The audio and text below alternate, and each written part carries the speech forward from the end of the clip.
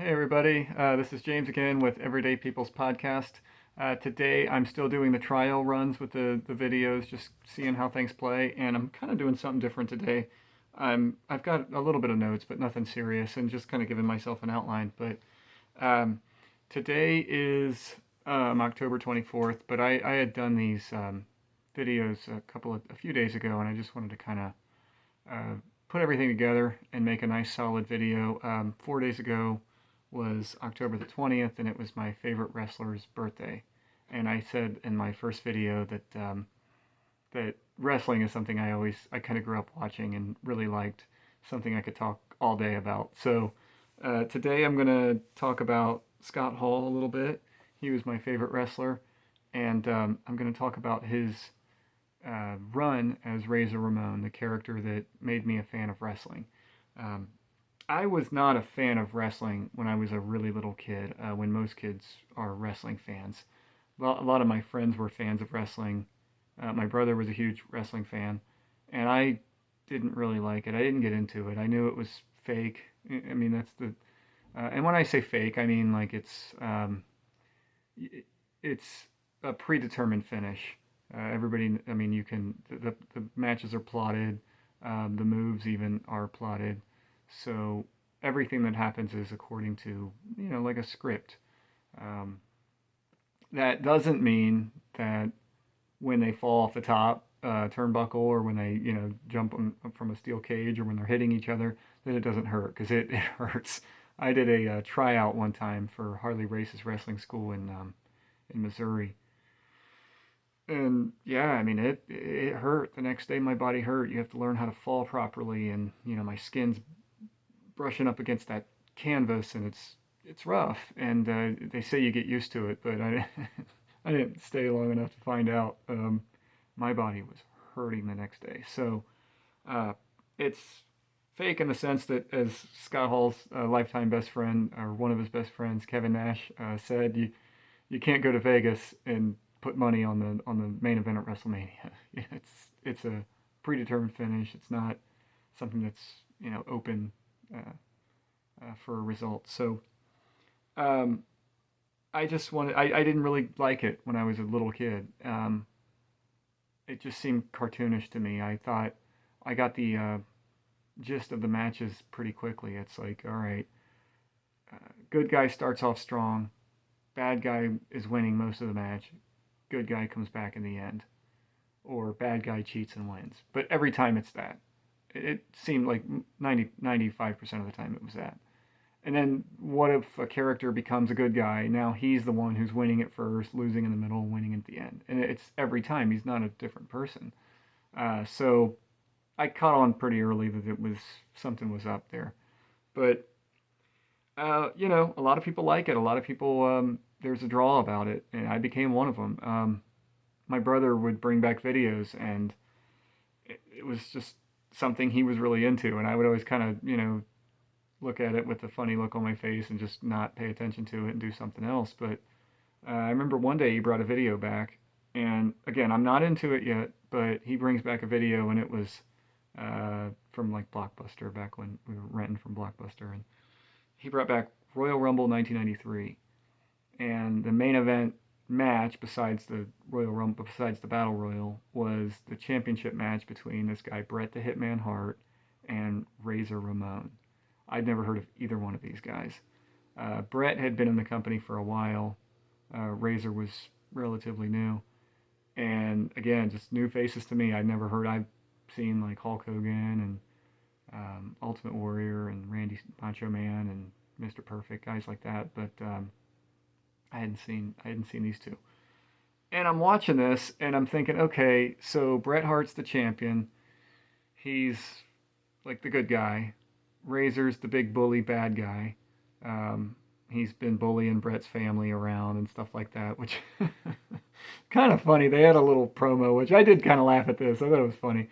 And I guess so. Bret Hart, in like real life, his dad was a like a legit tough guy fighter. He has like this dungeon he trains guys in, and that was the real thing. His dad was a really tough guy, and they were doing this angle in wrestling where the storyline was Bret learned so much from his dad and became champion by kind of like learning from his dad and being a tough guy that way. And so they had Brett's younger brother come on, who's also into wrestling and has since also passed away.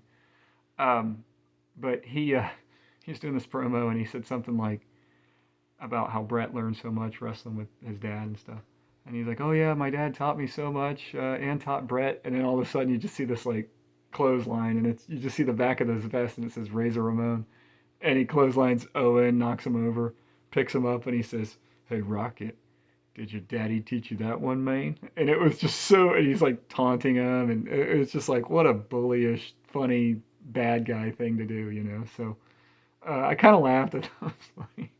Still think it's funny. And then, but I knew, like, Brett's going to win. He's the good guy. He's going to win. He's going to beat the big bully. That's just the way it is. And I didn't get it. I didn't know what the draw was about Bret Hart. He was kind of just looked like a boy. Like he was just smooth, like no facial hair, no body hair. And then standing next to Razor Ramon, who's big, strong, muscular guy, hairy, you know, just looks like a fully grown man. And I don't know. I thought it was silly still, but I thought Razor seemed kind of cool. And then of course Bret won, and then that was that. But then like I remember 6 months later, my brother brought another wrestling video back, and I hadn't watched since the one. And the opening match again was Bret Hart, Razor Ramon. It was a King of the Ring '93, and I thought, oh, Bret's gonna win this one too. You know, I mean, they're not gonna have him lose to the bully guy. You know, so and of course he did. But what was funny on this one was I was looking at the crowd and I noticed that there were like 10 guys in the crowd, and they're right on the row above where the main cameras were, so you could just see this line of people when they're showing the match. And guys, and they just have this sign, and it's this long white sign that stretches across the aisle, and it says Razor's Fan Club. And I thought, oh wow, that's interesting.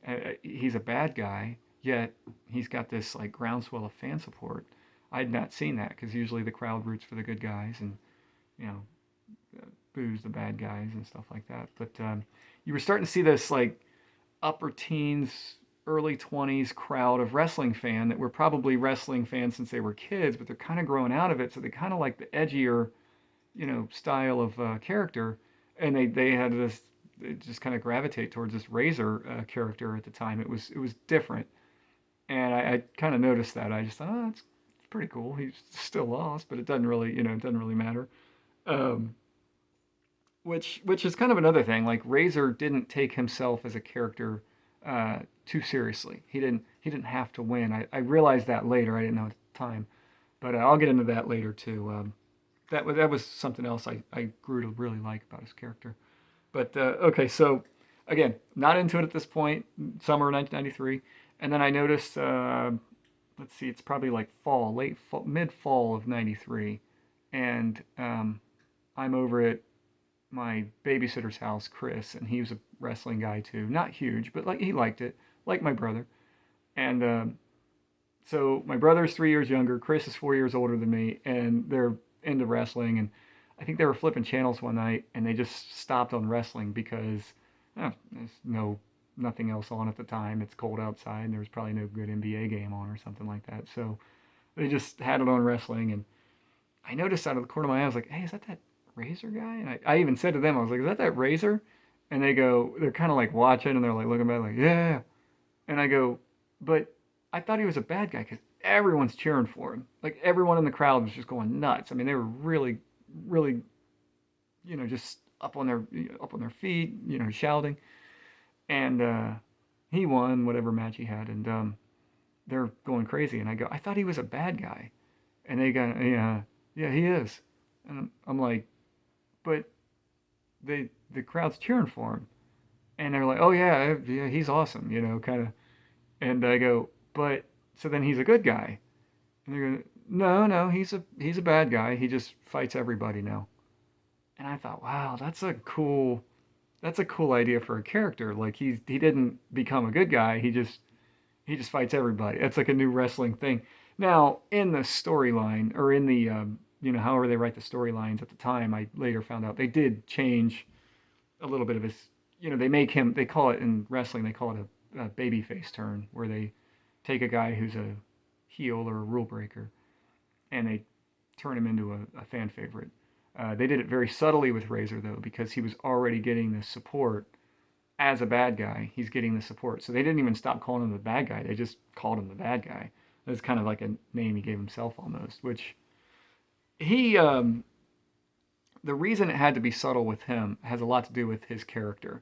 He, he chose this idea of a character based on the the movie Scarface. With Al Pacino. He loved the movie Scarface, and he goes into Vince McMahon, the owner of WWE.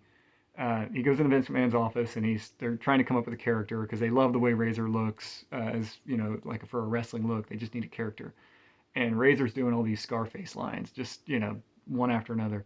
And Vince had never seen the movie, so he thinks it's just like he's coming off the cuff on this stuff, and it's he's just doing lines from a movie, and so he says, hey Vince, you ever seen Scarface? And he's no, and he goes, well, take a look at the bad guy. You need a bad guy, like and just does the whole thing, and Vince is cracking up, thinks it's great. So he's like, we got to get a name, and he's like, what about Razor or something?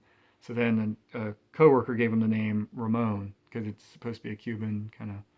So Razor Ramon. I love it. Let's do it. So they do it, and again, he's based off of a drug dealer. I mean, his character's based off of a drug dealer. So they don't outright say it in the shows, but they know he's kind of there's some innuendos that he's kind of a sketchy dude. So making him, because the crowd just thought he was such a cool character, such a cool guy, making him a good guy had to be a subtle change. Plus, they didn't want to take away what the crowd liked about him, which was that edginess. So they kept it.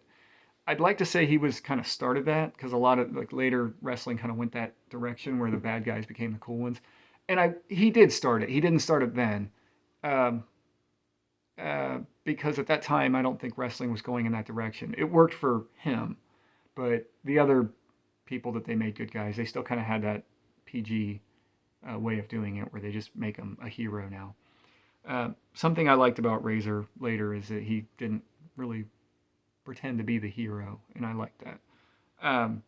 But again, okay, so I'm watching. I'm not into it yet. I'm at my babysitter's house, and they're into it, and I go, it's kind of cool that they did that kind of that's what they're doing with it. It's like he's a bad guy, good guy kind of thing. So maybe this would have been, let's see, early '94. So early '94 now. My favorite football team, the Houston Oilers, blew it again in the playoffs. So to the Chiefs this time. And so I kind of was like, sports, And then my brother and I are in the grocery store one day in the late winter, I guess. And there's a wrestling magazine. We're looking at the magazine rack, and there's a wrestling magazine. My brother opens it up, and I was like, oh, wrestling? And he's like, yeah. And I go, is that Razor guy still wrestling? He goes, oh, yeah. He's like, he goes, look. And it's like one of the fold out page or whatever, and it's Razor Ramon, and he's got the Intercontinental belt, which is like the second biggest honor in wrestling at the time. So he's got the belt. Oh, that's kind of cool, all right. So he's really, yeah. And then I'm looking at the magazine just for a second, and all of a sudden I look up at my brother, I look over at my brother, and I'm like, so what's a ladder match? And that was it for me. After that, I was a wrestling fan. I read more about it, and watch the show. We watched the shows every Monday night, and we couldn't believe it was like, what's a ladder match? And he had this ladder match angle with Shawn Michaels, which was really cool. And Shawn Michaels is one of the best in the business, so it was fun. We didn't watch the ladder match live, like when it happened on pay-per-view. We got it. We rented the tape like not long after, and we watched it, and we're like, that's a cool match. Like, just to be able to. Like, what a cool idea to put the belt up there and climb the ladder to get it. And they kind of innovated it for being on the big stage and did a great job. And anytime Razor Ramon and Shawn Michaels got together, it was just like magic in the ring. And for the fans, I mean, I remember watching a show on just like a Monday show, like a Raw show, and Razor and Shawn, and they went like 30, 40 minutes just just a regular match, but it was so good. And one of the better Raw matches I ever watched. And they had they had this angle where they were building up Razor to fight Diesel, who was Shawn Michaels' like bodyguard turned tag team partner kind of thing. And so they had this interference, and Diesel helped Shawn Michaels win, and so then it made the match at SummerSlam even bigger because it's like, how's he going to fight these guys? And then he had like Walter Payton join him because the event was in Chicago, which was a really cool thing to do. So I'll kind of go through a little bit about his feuds. Just I've covered his character and kind of how I got into wrestling. It was just, and then I'll kind of tie it in at the end. But some of his feuds included. So after he fought Diesel and got the Intercontinental belt, he held on to it for a few months, and then they had them do this angle with Jeff Jarrett, Double J Jeff Jarrett, where he lost the belt to Jeff Jarrett through some interference, and they wanted to put the title on Jeff Jarrett and have him be the champion, so you could have a bad guy, like a heel Intercontinental champ, and a babyface world champion who was Diesel later. But so they put the belt on Jeff Jarrett. It didn't really get this great reaction, I don't think. I thought they could have done something else, which I'll get into. But he feuds with Jeff Jarrett a little bit. They kind of go back and forth. He wins in a handicap match against Jeff Jarrett. He at the first In Your House pay-per-view that they did. He had earlier beat him at WrestleMania, but it was disqualification, so he didn't get the belt. So they keep the belt on Jeff Jarrett, and then they put the Intercontinental belt on Shawn Michaels, which they had a good match. Shawn Michaels and Jeff Jarrett had a really good match. Razor's kind of sitting out a little bit. I think he had hurt his ribs. I don't know if that was storyline or if that was legit, but he's kind of sitting out for a little bit, and then he did some tag team stuff, which was really good. It was him and 1-2-3 Kid or Sean Waltman versus Owen Hart and Yokozuna, and they had a couple of good tag team battles. And I think it was Razor and Savio Vega versus those two, something like that. Really good stuff, though. Anytime Razor and Owen Hart were in the ring together, it was amazing. So then later they had this guy Dean Douglas, who was supposed to be like a school teacher, and he was grading Razor Ramon's matches, and so that made like a feud between the two of them. Razor had a second ladder match with Shawn Michaels, like a second on-air ladder match, and Shawn Michaels won this one, and so Dean is evaluating the match and grading Razor, and he's doing some funny stuff, grading him, and saying like, the bad guy, what is the meaning of the word bad? And we're not going to use the street definition because that actually means good. So they did this, it was kind of funny, and it just made Razor more mad. And they did a feud, they had a couple back and forth. Razor ended up getting the better end of that, got the Intercontinental belt from Dean, who had gotten it from Shawn Michaels, who had to forfeit the belt, which kind of became a thing it is. But so Razor has the belt, very short-lived, because then he goes into this feud with, oh gosh. So I'm sitting at home, and my brother's best friend Corey is over, also a big wrestling nut. And then my best friend Ian was over, big wrestling fan. So we're all sitting there talking, and Corey just goes, "James, did you watch Raw Monday night?" And I'm like, "No, I didn't see it." I think our cable was cut at the time, so we weren't watching wrestling much. But so Corey's like, "So they got this new wrestler," and I'm like, "All right." And he goes, "Yeah, there's this gay guy, and he's just like totally in love with Razor." I'm like, "What?" And so I look at Ian, I'm like, "I thought wrestling was good guys and bad guys. Now they're throwing in gay guys?" And Ian's just like, so I don't know. I thought that was my 8th grade mind at the time. Like, now they're throwing in. And back then, they didn't really show a lot of provocative stuff like that on TV, especially not on a wrestling network. So, or like, a wrestling production. They didn't really do that. And so this was very new. And the next week, I was over at Ian's house and we're watching it. And sure enough, he's doing this, all this like really provocative stuff. And it was uncomfortable to watch at first. We were kind of like, I don't know, what am I supposed to think? Like, beat his, like, no, we were just kind of like, it just felt weird. Part of it was probably because I'm in 8th grade, and Ian was freshman in high school at the time, but we're looking at this and going, like, sexuality's like a lot to deal with at that age. And so for for us to factor that in, like how are we supposed to process that part? It just was weird. We just thought it was really strange. We didn't really think good or bad. We just were like, I don't know, uncomfortable. And so they had Razor fight him, and he brings his wife out in the match. It's like his real life wife at the time, but it's like a character in the storyline too. And she's a beautiful woman, you know. So we're just like, wait a minute, if that's gay, you know, like what am I missing here? So um, anyway, that was all a funny storyline, and then uh, they kind of scaled Razor's character down a little bit at that point, and I didn't really know why. He had a little feud with his real life friend 123 Kid, but it didn't really. He wasn't really like they weren't putting him on center stage, and we didn't really know what was going on. I didn't, and I was kind of like thinking, you know, what is it that I later found out he was leaving the company and going to the rival promotion, but at the time I didn't know. So um, I thought at the time maybe I'm kind of done with wrestling. I'm in eighth grade. I'm going to start high school in a couple months, and maybe this is enough for me. Maybe this is enough for wrestling for me. Um, I've had Razor got me through junior high, and you know, maybe I'm too old for this after all. And then late May, I saw something that changed my mind, and I'll get into that in the next video. But Razor Ramon, why did I become a fan? So I said earlier, I like the idea that he wasn't just like a hero that beats everybody up and saves the day every time. I like that he had an edge to him. I later found out that it was actually his idea a lot of times to not win matches. He didn't want to be the guy that always had to win, which is kind of a breath of fresh air when you look at the guys like um, the egos in the business that always wanted to win and make their character look strong. Razor had a certain maturity about him in that regard that I still think is very commendable. So, what is it that really, at the time I couldn't put my finger on it, and now I have a better idea. Um, I started watching wrestling when I was 12, 13.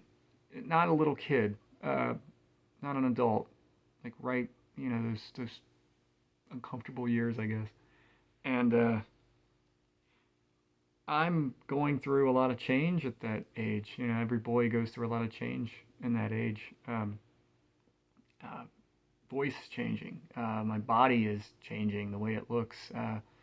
Growing hair on my face a little bit. A little bit. Oh, growing hair on my chest. Growing hair other places. I mean, it's uncomfortable. It's a little self-conscious. Hair under my arm. I mean, just like the whole. It's very self-conscious at that age. And then I see this guy who comes out, and he's wearing like the undies, we called them, like the trunks, just the simple trunks. You know, 5 o'clock shadow, full body hair, like chest hair, stomach, the whole deal. You know, uh, not a shred of self confidence or not a shred of self consciousness in his presentation. Just very confident and good looking and strong and just had it all, you know. And I thought, wow, that's kind of what I want to be able to do, you know. I mean, like it's relatable because it's like I'm going through these awkward changes, and this guy's like it doesn't phase him, you know. And look at him, he's a very handsome guy. He's very strong, charismatic. Um, so I think there was a part of me that probably was drawn to that. I think there was a part of a lot of people who were drawn to that part of the character. It's like this is a man. It's not. He didn't seem like a fictional character. It's like this is just a man out there doing it, and there was a draw about that and a grittiness. Not he wasn't pretty, but he was good looking. Like it was kind of a funny thing. It's like he was a good looking guy that you didn't feel bad about saying he's good looking. Yeah, that kind of thing. It's not strange for a guy to root for him, kind of thing. So I think that was a lot of it, and I don't know. I really enjoyed watching his wrestling. I think he was really innovative in what he did, and I enjoyed that character. That was definitely innovative in the way he presented his character in the ring and on promos. There's If it weren't for Razor Ramon, I probably would have never started watching wrestling. I don't think any of the other characters before, then, or after would have grabbed my attention quite like he did. So I always seemed to watch when he was around, and then when he took breaks, I seemed to not care as much about wrestling. So um, I, we lost him this year on March 14th, and it was strange. My brother and I went out to Buffalo Wild Wings and just kind of traded stories about Razor moments and stuff like that. It was surreal, but his heart gave out. He had a hip injury and something to do with a blood clot, and his heart just kind of gave. No, I mean he'd been retired from wrestling for a long time, but just in his personal deal there, and it was something. It was too bad, and I'm sure all of his close friends and family are very affected, and I'm hoping that they're doing the best they can with it. But I've been a big fan since watching him.